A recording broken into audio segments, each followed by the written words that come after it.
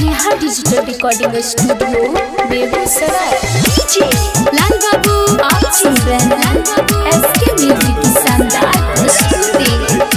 अब बीत गेले एक महीना रो रहबै हम 3 महीना अब बीत गेले एक महीना रो रहबै हम 3 महीना कहियो केरला के नाम नहीं लागे जग मोन कहियो केरला के नाम नहीं लागे जग मोन यदि ओकर सताबै छै कोनो छोरा फोन पे बात करे छै तब कनिया के याद आबै छै कोनो छोरा फोन पे बात करे छै तब कनिया के याद आबै छै तब कनिया के याद आबै छै। डीजे लाल बाबू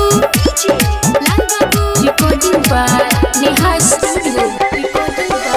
डर के बात हम कहियो बाकी गे साल के सत हम कोड़े छियो लग गे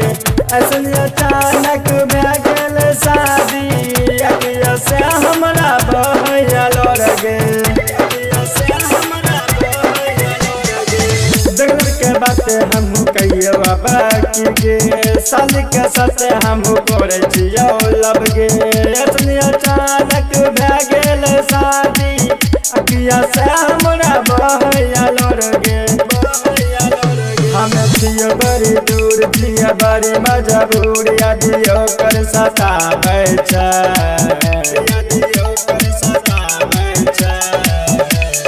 कोनो छोरा फोन पे बात करे छै तब कनिया के याद आबै छै कोनो छोरा फोन पे बात करे छै तब कनिया के याद आबै छै तब कनिया के आप सुन रहे हैं एसके म्यूजिक की शानदार प्रस्तुति। Lal Babu recording by Neha recording studio Begusarai. समय न पड़िए गे साली के चल गे कोह से जहर खा के मर जेबो माय गे भूल न पाइबे गे ओकरे के माय गे शादी कराय दे मजीद का साथ गे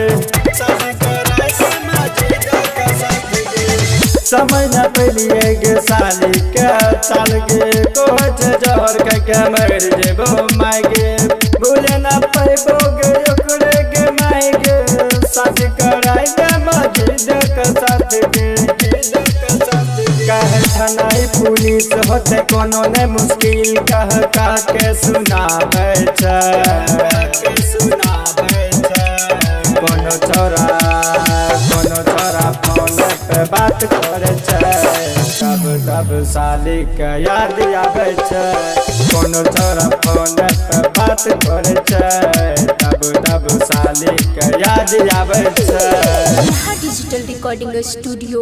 बेगूसराय।